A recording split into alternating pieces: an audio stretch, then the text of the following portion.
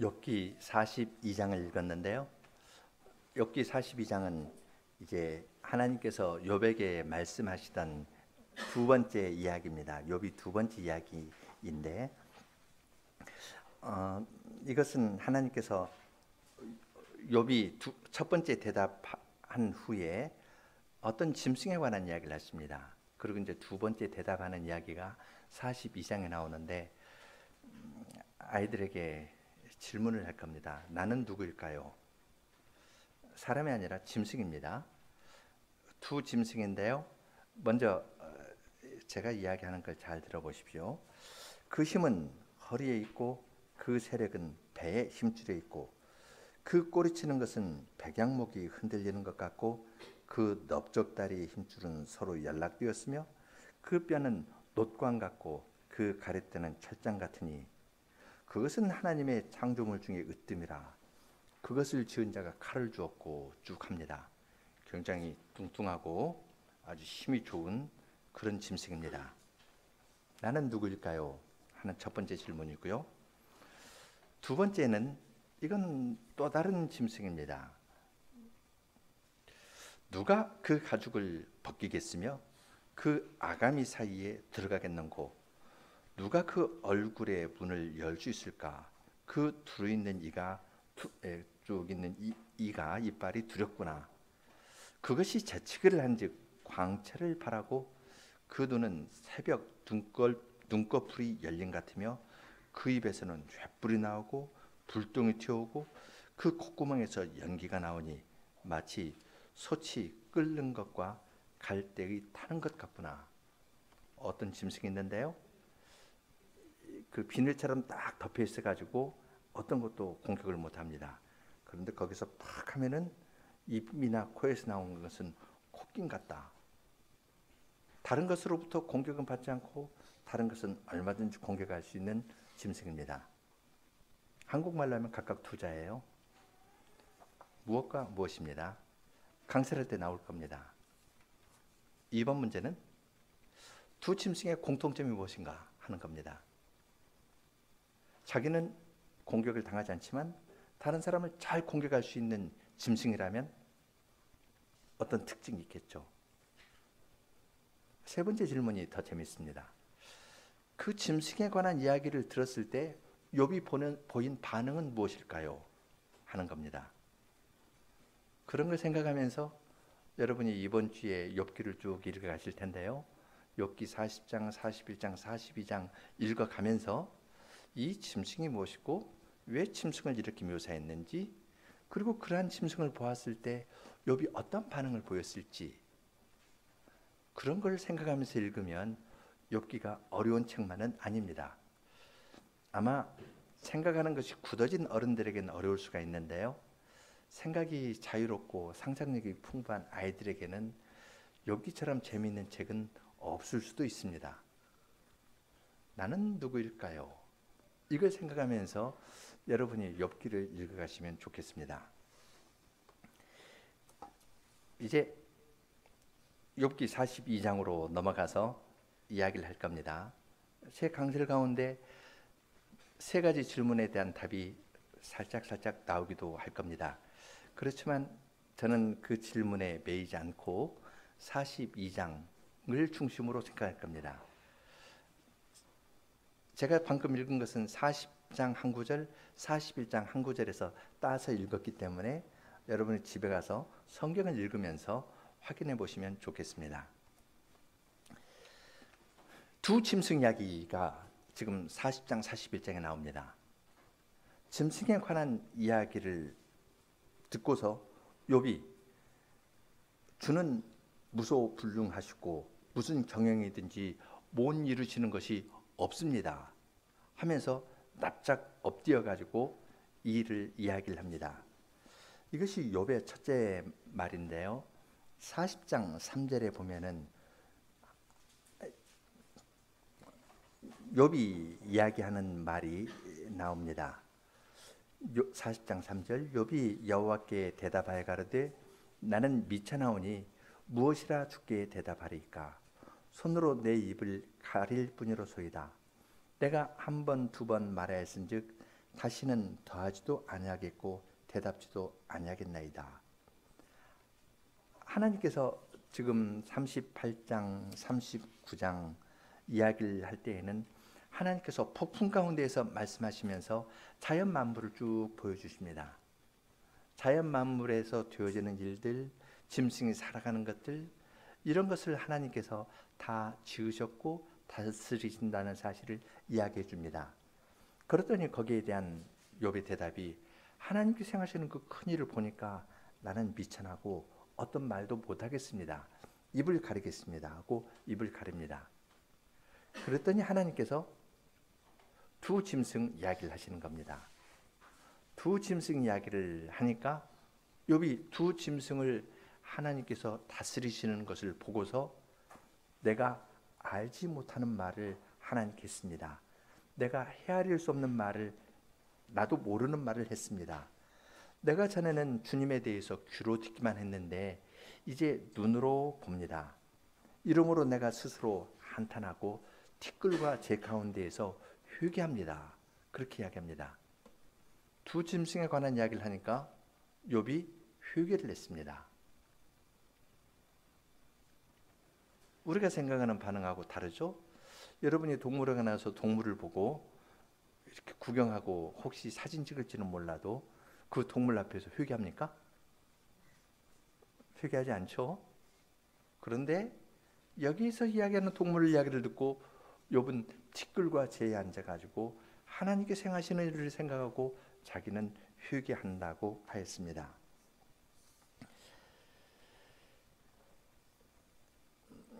사역한 것을 가지고 교독해 가면서 욥의 말을 조금 더 살펴보겠습니다. 42장 1절로 6절 먼저 한 절씩 읽어보겠습니다. 제가 1절, 여러분 2절 이렇게 하겠습니다. 욥이 여호와께 대답하였다. 주님께서는 모든 것을 하실 수 있고 주님의 계획에는 이루지 못하는 것이 없습니다. 주님께서 묻기를 무지한 말로 나의 모략을 가리는 자가 누구냐? 그러나 저는 이해하지 못한 것을 말하였고 너무 기이하여 제가 알 수 없는 것을 말하였습니다. 주님께서 말씀하시기를 이제 들어라. 내가 말할 것이다. 너에게 물을 터이니 나에게 대답하여라. 제가 주님을 귀로만 들었는데 이제 제 눈으로 주님을 뵙습니다.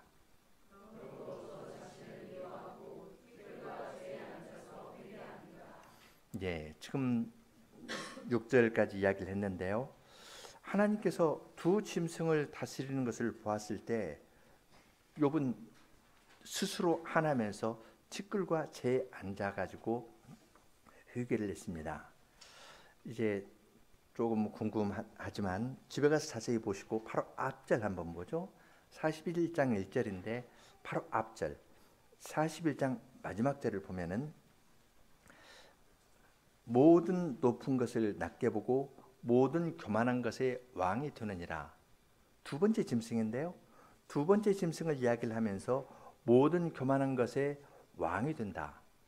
그 교만한 짐승이 있는데요. 왜냐하면 자기는 공격 안 하고 다른 것을 공격할 수 있으니까 아주 교만할 수가 있죠. 그것을 41장 보면 하나님께서 장난감 가지고 놀듯이 노십니다. 그러니까 욥이 그걸 보고 자기가 회개한다. 그렇게 이야기를 했습니다. 그것은 40장에 가서도 마찬가지입니다. 첫 번째 짐승을 이야기를 할 때 40장 10절 11절 보면요. 너는 위엄과 존귀로 스스로 꾸미며 영광과 화미로 스스로 입을지니라. 너의 넘치는 노를 쏟아서 교만한 자를 발견하여 낱낱이 낮추되 곧 모든 교만한 자를 발견하여 낮추며 악인을 그 저수에서 밟아서 그들을 함께 진토에 묻고 그 얼굴을 싸서 어두운 곳에 둘지니라. 그리하면 너의 오른손이 너를 구원할 수 있다고 내가 인정하겠다. 교만한 자를 발견해 가지고 낮추는 일을 하면은 너에게 능력 있다고 인정해 주겠다 하면서 첫 번째 교만한 짐승 이야기를 시작했습니다. 그리고 두 번째 짐승을 쭉 이야기하신 다음에 두 번째 짐승은 교만한 것의 대장이다. 교만한 것의 왕이 된다. 그랬습니다. 그러한 교만한 것을 하나님께서는 지적해내시고 낮추시고 마음대로 다 통제하신다는 것을 보여주시니까 거기에서 욥은 크게 깨닫고 주님 앞에서 이야기합니다. 2절에 주님께서 모든 것을 하실 수 있고 주님의 계획에는 이루지 못하는 것이 없습니다 라고 말합니다. 교만한 어떤 짐승, 지금 여기 짐승이라 했는데 사실은 이건 성경 다른 데 보면 신화적인 짐승입니다. 여러분이 동물원에 가서 볼 수 있는 그 두 글자의 이름의 짐승이 아니라요, 실제는 신화적인데요, 신화적인 그런 짐승인데 그것도 하나님께서 장난감 가지고 놀듯 노는 겁니다. 아이들이 공룡 장난감 가지고 놀잖아요. 실제 공룡 가지고 놀 수 있나요?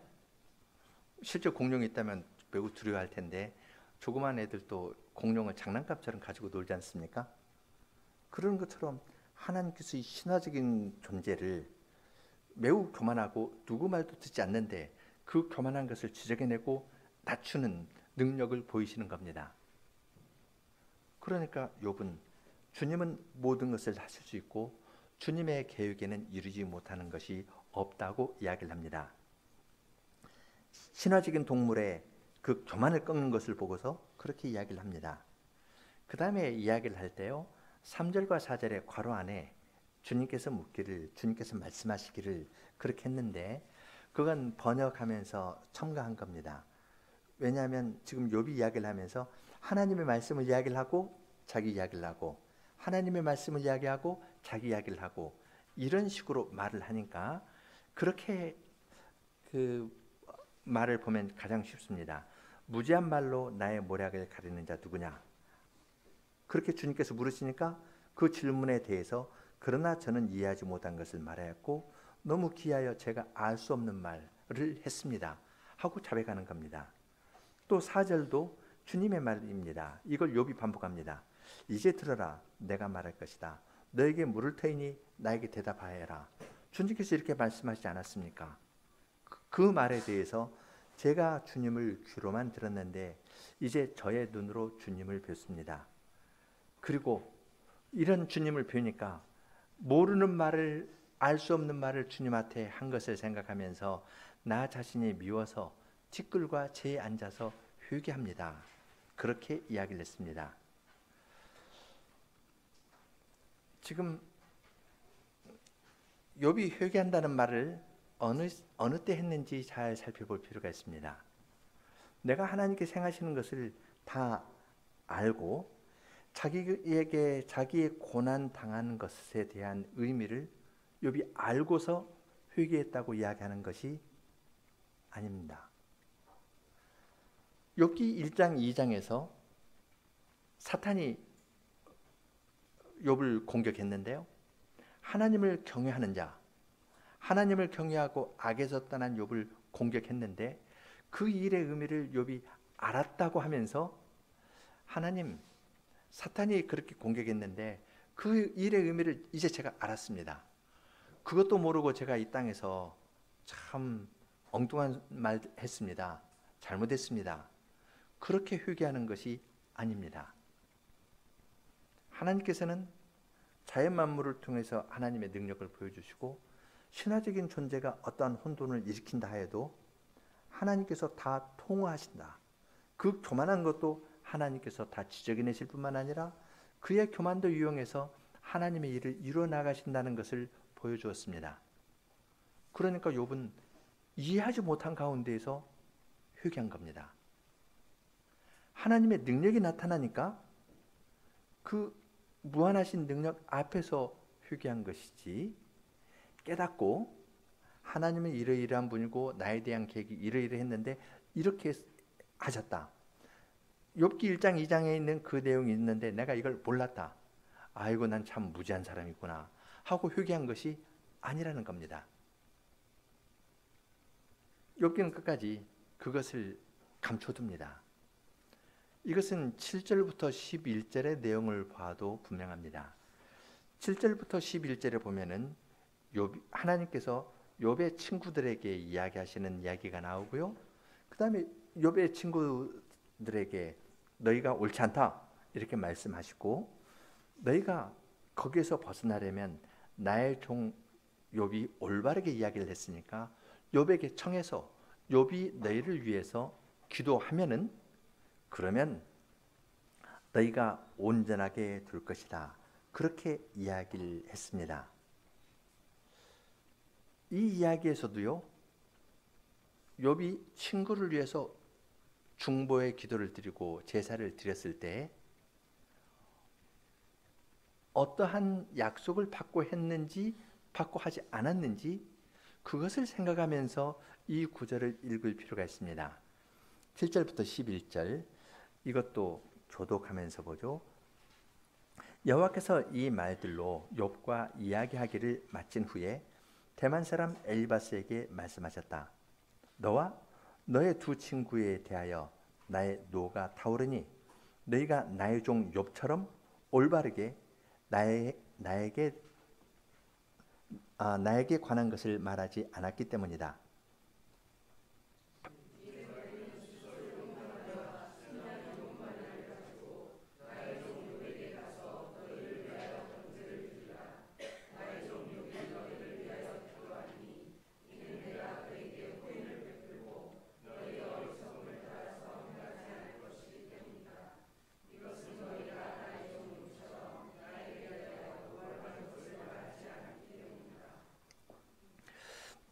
그러자 대만 사람 엘리바스와 수아 사람 빌닷과 나아마 사람 소발이 가서 여호와께서 그들에게 말씀하신 대로 하였고 여호와께서는 욥에게 호의를 베풀어 주었다.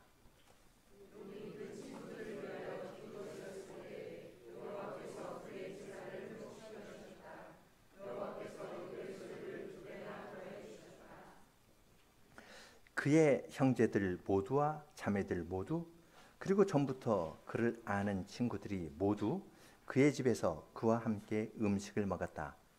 그들이 여호와께서 그에게 임하게 하셨던 모든 재앙에 대하여 그를 동정하고 위로하며 그들이 각각 은 한 조각과 금고리 하나씩을 그에게 주었다. 11절 거기까지 보겠습니다. 우선 하나님께서 엘리바스에게 이야기할 때 그 장면을 생각해 보십시오. 엘리바스는 욥에게 찾아와 가지고 이야기를 할 때 그 논리는 간단합니다. 욥 너는 죄를 지었지 않느냐? 죄를 지었기 때문에 너도 알지 못하는 사이에 죄를 지었기 때문에 하나님께서 너에게 이러한 재앙을 내리신 것이다. 따라서 회개해라. 그렇게 말했습니다. 그 이야기를 하면서 엘리바스는 여러 가지 근거를 댔죠. 내가 저녁에 자고 있는데 내 앞에 하나님 여호와의 영이 지나갔다 하면서 환상 가운데 본 이야기를 하기도 하고요. 또 우리 지혜의 전통에서는 이렇게 이야기하지 않느냐. 그리고 이것은 사람들이 다 알 수 있는 이야기가 아니냐. 내가 너보다 나이가 많지 않느냐.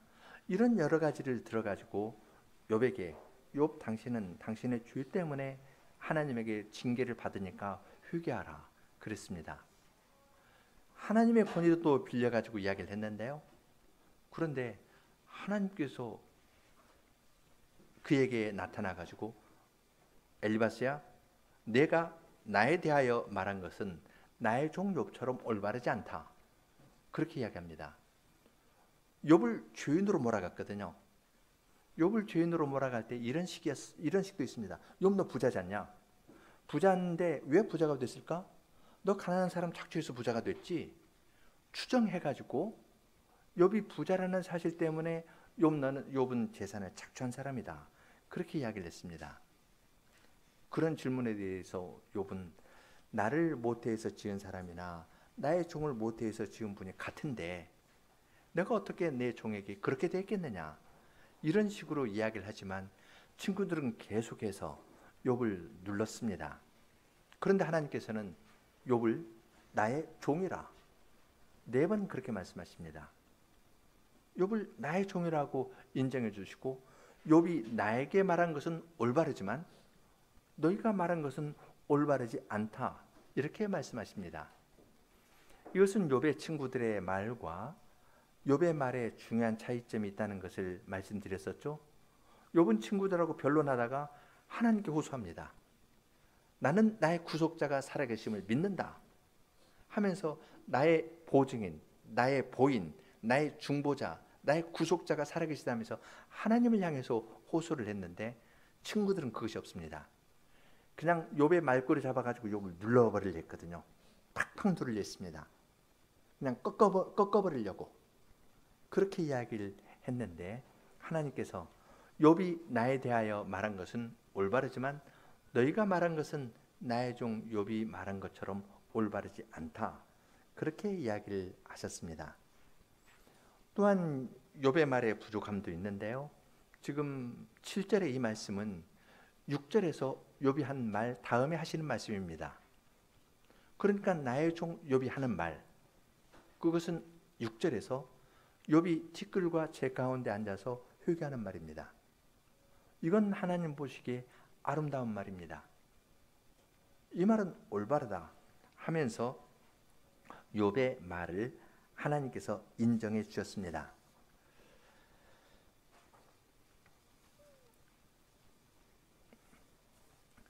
그렇게 말씀하시면서 하나님께서는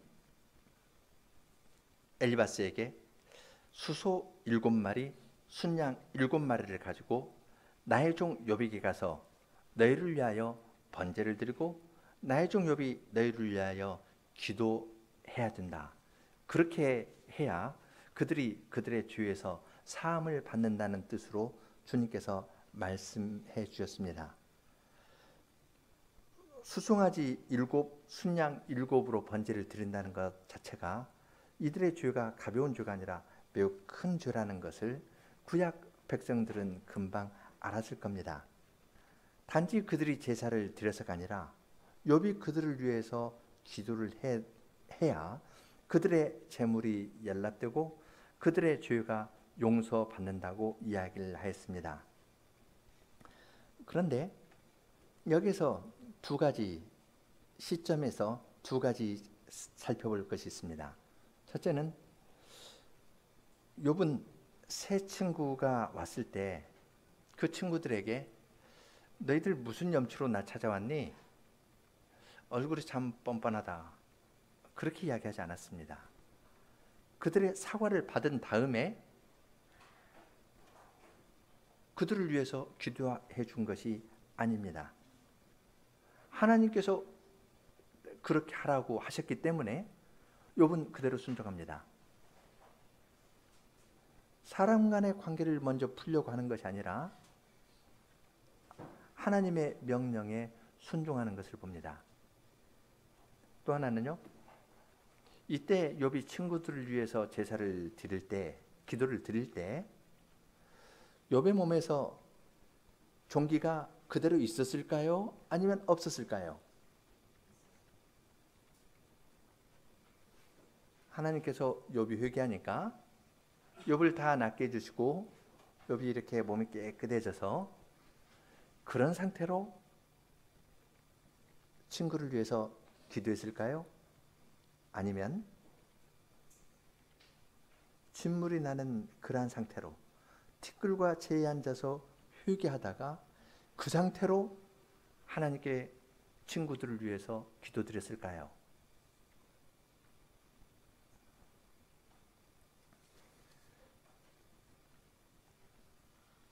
10절, 9절, 10절에서 그러한 것을 볼 수 있죠.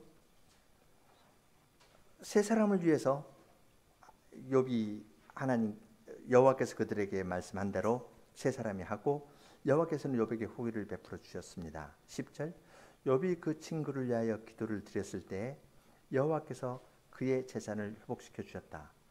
여호와께서 욥의 소유를 2배나 더해 주셨다. 순서가 중요합니다.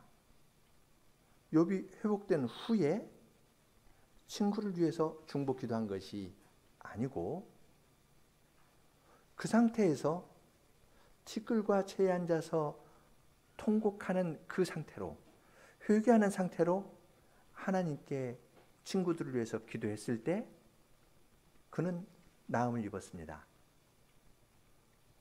하나님께서 욥에게 욥아, 너 수고하고 있는데 너 친구를 위해서 기도하면 내가 너의 병을 낫게 해주시겠다. 그렇게 약속하신 적이 있습니까? 그 약속도 없습니다. 친구를 위해서 기도하지만 자기가 회복될 것에 대한 보장을 하나님으로부터 받지 않았습니다. 욥은 하나님께서 하라니까 했을 뿐입니다.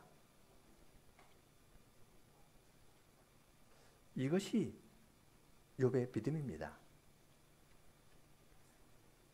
아무 보장 없이 하나님께서 명하시니까 그대로 하는 것. 이것이 욥의 믿음이고, 하나님께서 나의 종 욥을 보았느냐? 욥처럼 순전하고 정직하고 여호와를 경외하며 악에서 떠난 자가 없었다. 하나님을 경외하는 사람의 모습입니다. 하나님을 경외하기 때문에 하나님께서 명령하신 것은 그대로 순종하는 겁니다. 하나님, 저 사람을 위해서 기도하는데 여기 너무 가려워요. 이거 좀 낫게 해주시면 그 다음에 내가 기도할게요. 욥은 그러지 않았습니다. 기록한 걸로 보면은 티끌과 재에 앉아서 회개하는 그 상태에 그 다음 명령이 오니까 그 몸으로 그대로 순종한 겁니다. 그럴 때 그 다음에서 하나님께서 친구를 위하여 기도를 드렸을 때 하나님께서 그를 회복시켜 주셨습니다.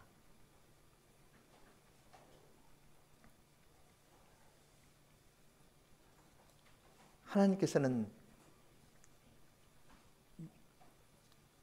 고난받는 욥을 통해서 친구들을 회복시켜 주셨는데, 우리는 여기에서 욥의 고난 그 자체에 그치는 것이 아니라 친구의 구원을 위한 고난이었음을 알게 됩니다. 욥은 그 일의 의미도 모르고 그 일의 깊이도 모릅니다. 그리고 지금도 모르고 있습니다.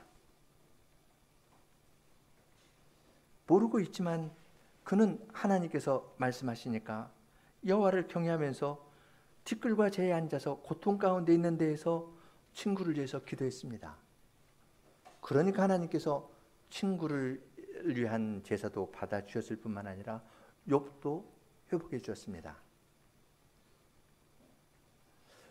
마지막 순간에서 욥이 순종하지 않았다면 어떻게 될까요? 마지막 순간에서 욥이 하나님 이제 안 돼요. 더 못하겠어요. 저 사람들 꼴 보기도 싫어요. 저 사람들이 나에게 얼마나 해댔는데요. 그 사람을 위해서 기도 안 하겠다고 하면은 욥이 어떻게 됐을까요?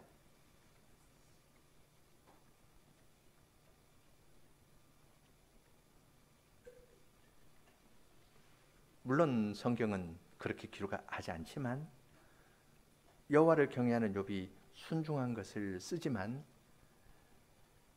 이 비유를 이 생각을 해보는 건 욥의 고난은 자기 자신의 고난에만 그 자체로서만 의미가 있는 것이 아니라 이 고난을 통해서 다른 사람을 구원하는 일하고 연결되어 있다는 것을 보는 겁니다.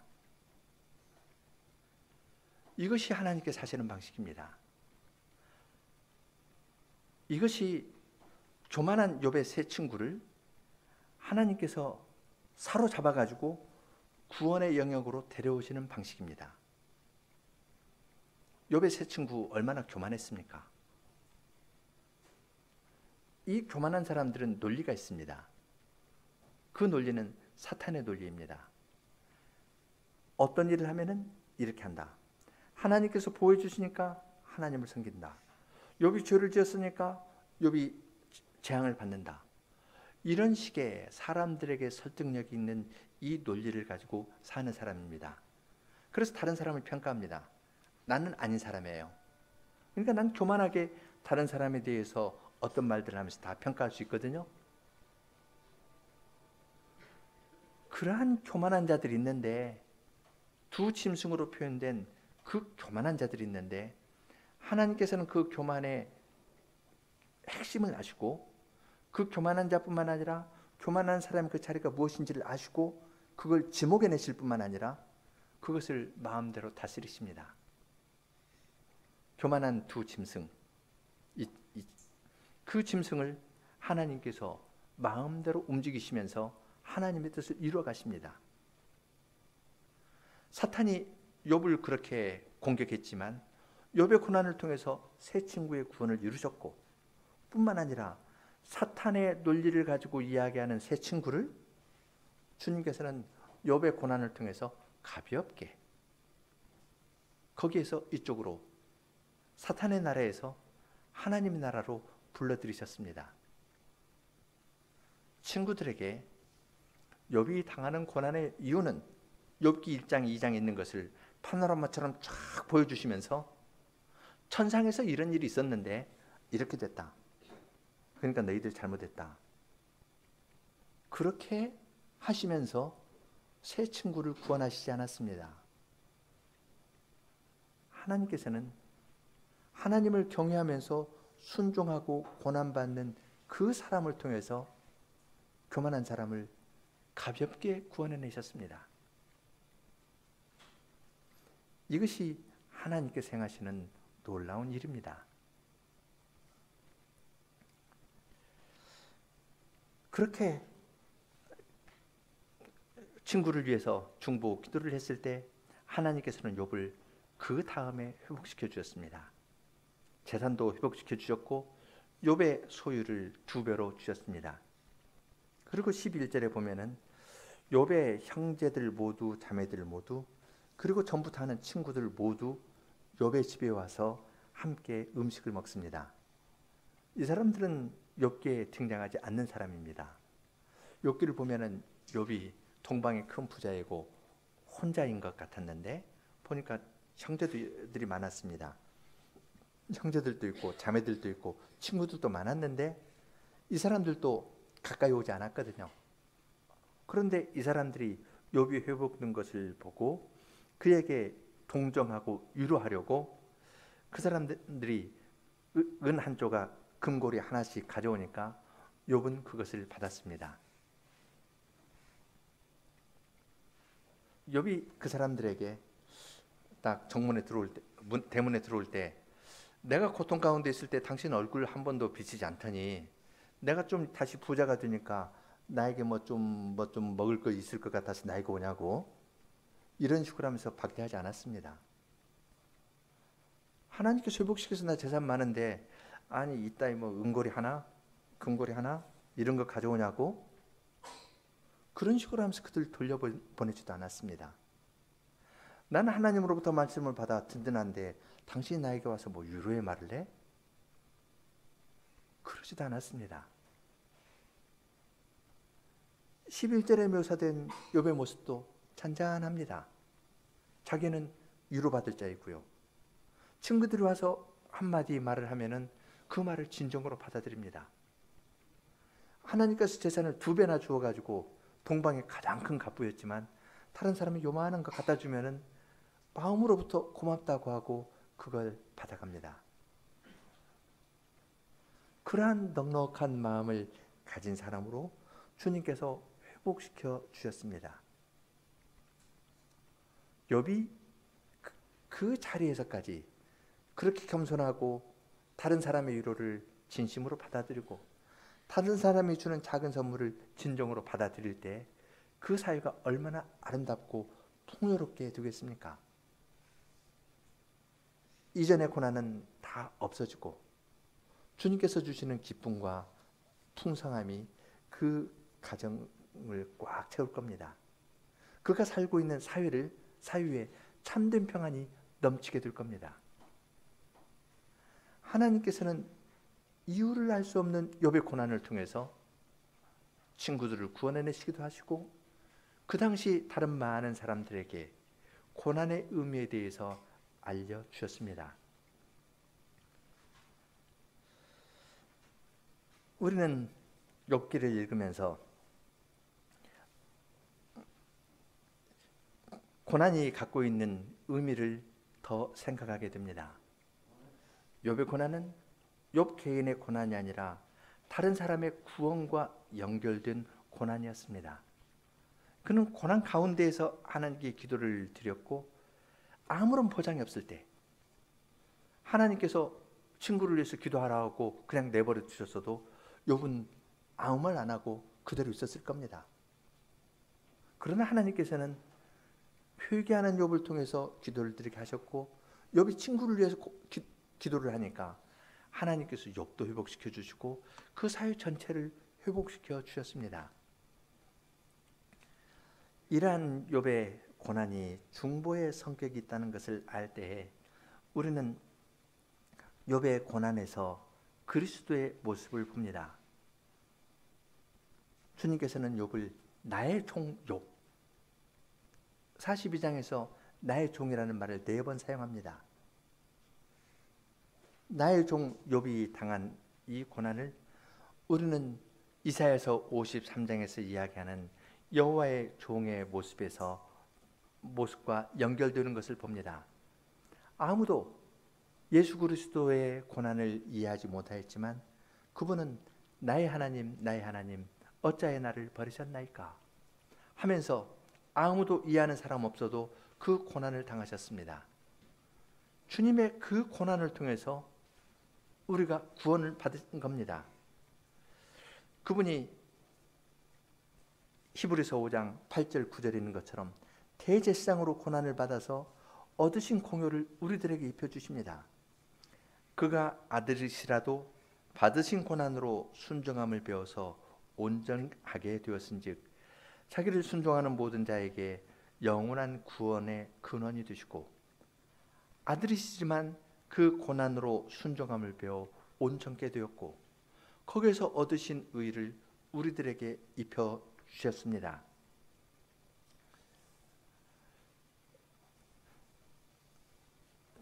욥이 친구를 위해서 중보 기도를 드렸을 때 순종했을 뿐만 아니라 중보 기도를 드렸을 때 다른 친구들을 구원해 주신 것처럼 그리스도께서 우리를 위해서 순종하면서 돌아가셨을 뿐만 아니라 또한 우리를 위해서 기도하시기 때문에 지금도 대제사장으로서 기도하시기 때문에 우리가 그리스도의 고난을 통해서 구원을 얻는 데 이르게 되었습니다. 욥과 그리스도의 관계를 생각하는데 이것은 욥의 이야기가 그리스도에게서 완성되었다 이렇게 이야기하는 것으로 그칠 수 있는 이야기가 아닙니다. 욥은 우리와 성정이 같은 사람이었습니다. 욥의 이야기는 그리스도 안에서 우리들에게 어떤 식으로 살아가야 될지도 가르쳐 줍니다. 3가지 생각을 하겠습니다. 첫째는 방향의 문제입니다.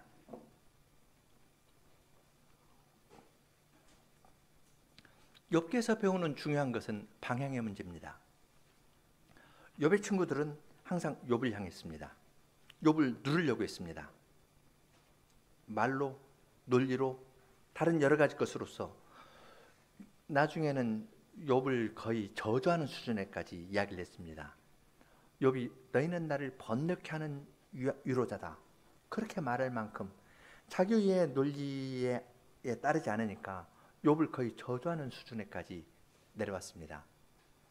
신앙이 아니라 이념에 사로잡힌 사람의 전형적인 모습입니다.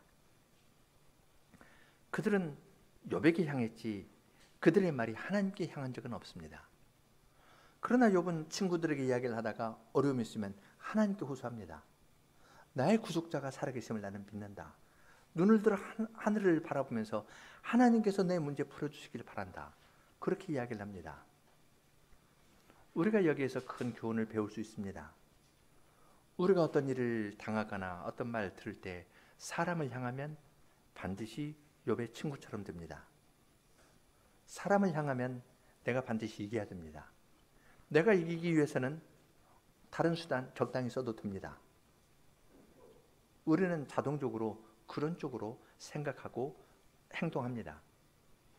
이건 악한 겁니다. 왜냐하면 이것을 하나님께 아뢰지 않았기 때문에 그건 잘못이고 주님께서 내 친구 욥처럼 나에게 정당하지 않게 말했다. 그렇게 말씀하시는 겁니다. 그들은 하나님께 호소하지도 않았을 뿐만 아니라 그들의 하나님에 대한 생각은 틀렸습니다. 둘째는 욥에 당한 고난은 하나님이 어떠하신 분이신가를 우리들에게 알려줍니다. 욥의 연단을 통해서 하나님께서는 올바른 방향으로 향하는 욥에게, 하나님께 나온 욥에게 하나님께서 누구이신가를 우리들에게 알려주셨습니다. 모든 욥에게 하나님께서는 끝까지 어떤 건 가리십니다. 그리고 하나님의 능력을 이야기를 하면서 그 하나님을 끝까지 경외하도록 가르쳐 줍니다.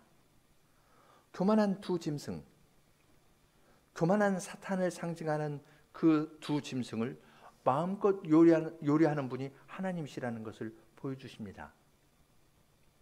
그리고 그 하나님을 끝까지 경외하면서 순종하라고 가르쳐 줍니다. 욥이 깨달은 것은 하나님의 자비하심입니다. 야고보서 5장 10절 11절 보겠습니다.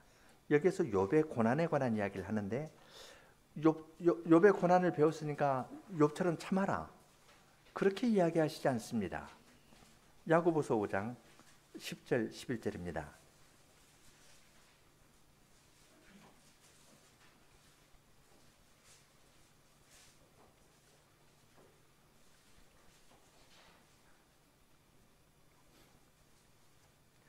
형제들아, 주의 이름으로 만한 선지자들로 고난과 오래 참음의 본을 삼으라. 보라, 인내하는 자를 우리가 복되게 하나니 너희가 욥의 인내를 들었고 주께서 주신 결말을 보았거니와 주는 가장 자비하시고 긍휼히 여기는 자신이라. 욥이 인내를 들었고요, 욥의 결말을 보았습니다. 욥의 인내를 보고 욥의 결말을 보았는데 그것의 결론은 뭐냐면요, 주는 가장 자비하시고 긍휼히 여기시는 자니라. 욥이 어떻게 인내할 수 있었다는 겁니까?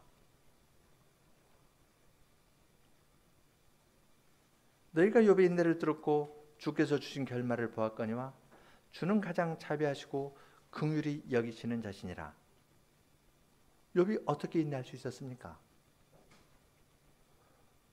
욥의 성품이 좋아서 인내했나요? 좀 둔하게 반응하니까 끝까지 인내심이 좋아서 욥이 인내했나요? 결론은 주는 가장 자비하시고 긍휼히 여기시는 자신이라. 하나님께서 욥을 인내했습니다. 하나님의 전능하심을 보이실 뿐만 아니라 욥을 인내한 것입니다. 오래 참으셨습니다. 하나님께서 욥에게 2배로 갚아주실 의무가 있었나요? 아닙니다. 하나님께서 욥에게 긍휼을 베풀어 주시고 욥을 그 고난을 통해서 중보자 지위에 세워주신 겁니다. 이 고난을 통해서 욥이 배운 것은 하나님의 어떠하심입니다. 욥은 세상에서 많은 재물을 얻고 다시 10자녀를 얻었지만 욥은 가장 좋은 걸 얻었습니다. 하나님을 얻었습니다. 하나님을 경외하는 자라는 칭찬이 사실이라는 것이 드러났을 뿐만 아니라 하나님의 자비와 하심을 깨닫게 된 겁니다. 주님의 능력과 지혜뿐만 아니라 나에 대해서도 오래 참으시는 주님에 대해서 욥은 깨닫게 되었습니다.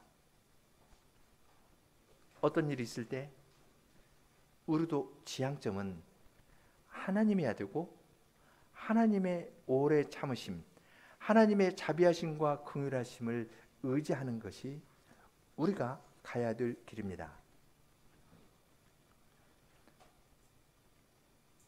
셋째로 생각할 점은 욥이 당한 고난의 의미는 끝까지 밝혀지지 않습니다. 욥기 1장과 2장에 있는 이야기는 42장에 안 나옵니다. 40장, 41장에서 두 동물 이야기가 나옵니다. 하마하고 악어입니다. 하마와 악어, 악어를 리바이아단이라고 하는데요. 이 신화적인 동물, 그 교만한 것들을 하나님께서 사용해서 원하시는 일을 한다. 그것을 보여주시지 천상의 것을 다 말씀하시는 것 아닙니다. 암시적으로 이야기합니다. 사탄처럼, 리바이아단처럼 교만해서 큰 해악을 끼치려는 세력이 있지만 그 교만한 것에 뿌리를 나는 알고 그것을 드러내면서 거기에서 원하시는 것을 한다는 것을 보여주셨습니다. 그렇지만 모든 것을 낱낱이 우리들에게 이야기를 해서 우리가 낱낱이 알고 논리적으로 설득이 되어서 주님의 뒤를 따르는 것은 결코 아닙니다. 그럼 주님을 경외하는 것하고는 거리가 먼 겁니다. 욥은 아무런 보장 없이 친구를 위해서 진물 흘리는 그 상태로 기도했습니다. 대속의 일에 참여한 건데요. 그걸 통해서 욥이 나았을 뿐입니다. 그 다음에 그에게 갑절의 복을 주시는 건 주님께 속한 겁니다. 욥은 끝까지 하나님을 경외하면서 나아갔습니다. 이것이 주님께서 행하시는 일입니다. 하나님의 백성이 이 땅에서 고난을 당하는데 그런데 이 고난을 설명하려고 하면은 욥의 세 친구처럼 됩니다. 이건 가리셨습니다. 지금은 거울로 보는 것처럼 희미하고 모릅니다. 스스로에게 설명하려 해도 안 됩니다. 그러면 그리스도의 십자가의 신비를 설명하는 것하고 똑같은데 그건 안 됩니다. 가리셨습니다.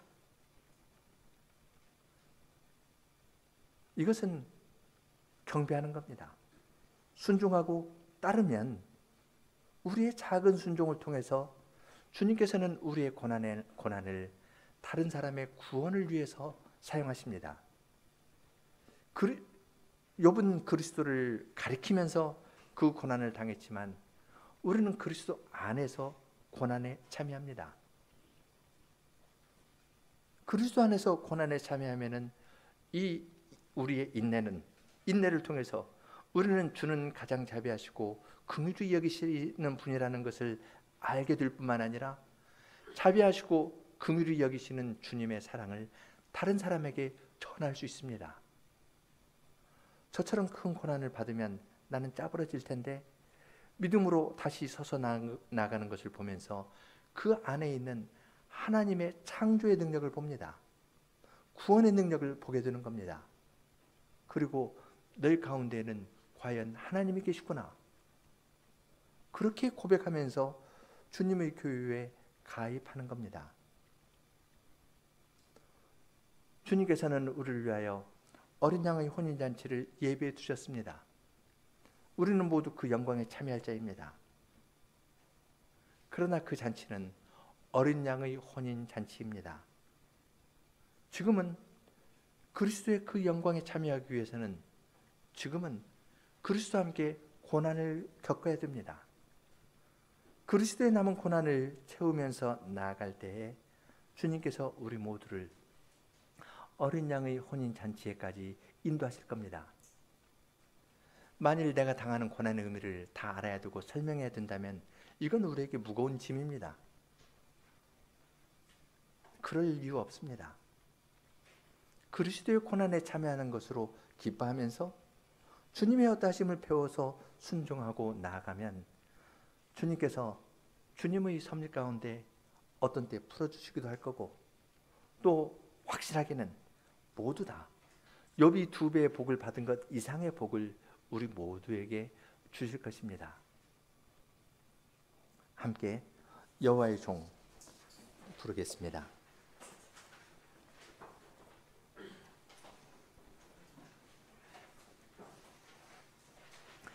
4절 함께하고 5절 여성, 6절 남성 간주하고 7절 하겠습니다.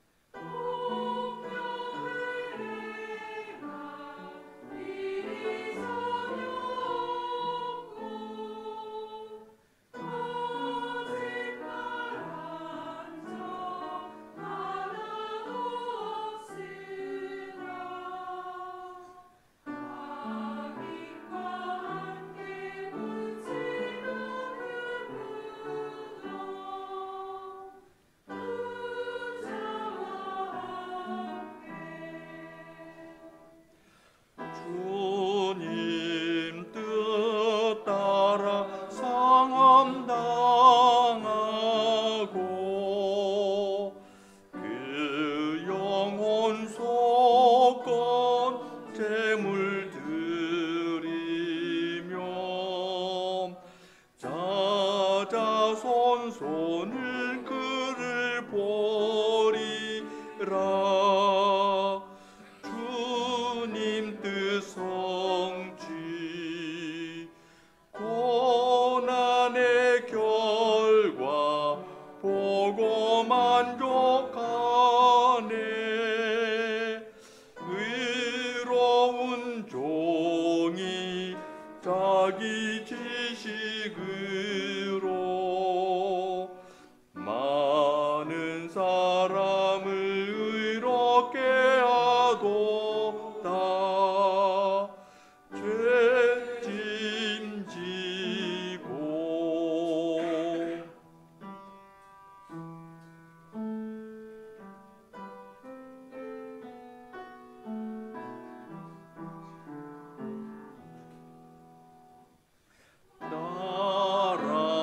나라서 내가 나의 종에게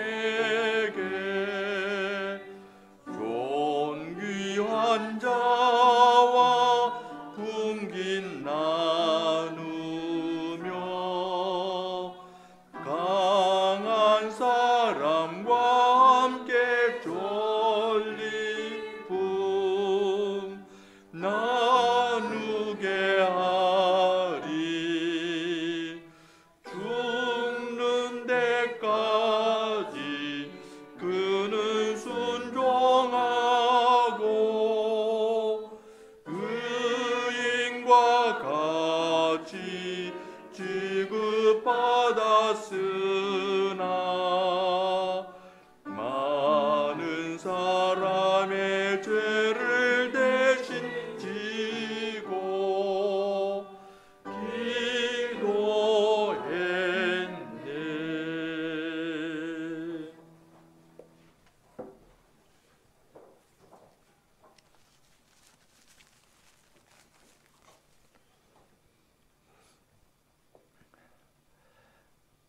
걸어가신 주님, 현세적이고 눈앞에 보이는 것에 따라 사는 저희들에게 그리스도의 고난이라는 이 신비한 것을 욥의 예를 통하여 조금이라도 구체적으로 깨닫게 하여 주시니 감사합니다. 그렇지만 이러한 고난의 의미는 저희들이 다 이야기할 수 있는 것도 아니고 설명할 수 있는 것도 아니고 분석하여 말할 수 있는 것은 더더욱 아닙니다. 이 의미를 저희들은 다 모르지만 욥이 끝까지 주님을 경외하면서 티끌과 재에 앉은 상태에서 다른 사람을 위하여 중보 기도를 할 때 주님께서는 그의 고난을 통하여 세 친구를 구원하셨을 뿐만 아니라 세 친구를, 사탄의 생각 가운데 있는 세 친구를 욥의 고난을 통하여 구원하시는 크신 일을 행하셨습니다. 그것으로 그리스도의 고난을, 중보적인 고난을 예표하여 주셨고, 그리스도께서 여호와의 종으로 온전히 순종하여 저희들을 구원하심으로써 이 세상에 있는 고난과 어려움의 원인들을 저희들이 조금이라도 알게 하여 주십니다. 그렇지만 주님께서는 그 고난에 대해서도 설명하려고 하지 아니하고 앞을 모르지만 끝까지 주님을 경외하고 순종하면서 나아가면 주님의 백성에게 주님께서 그 고난을 헛되이 쓰시는 것이 아니라 저희의 눈물을 주님의 가죽 부대에 담아두시는 주님께서 주님의 백성들의 고난을 다 아시고